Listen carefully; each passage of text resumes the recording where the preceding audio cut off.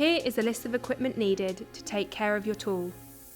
We recommend wearing safety goggles, gloves, and ensuring the tool is disconnected from the airline. Always ensure all fasteners have been removed before making any repairs. With the tool facing away from you, remove quick release from the air plug. Tilt the tool downwards and apply 2 drops of oil on a daily basis. Avoid over-oiling, as this may leave traces of oil on your materials. Do not oil any slider or pusher. At the end of each working day, open the gate and use the air blower to clean out any build-up of dirt and dust.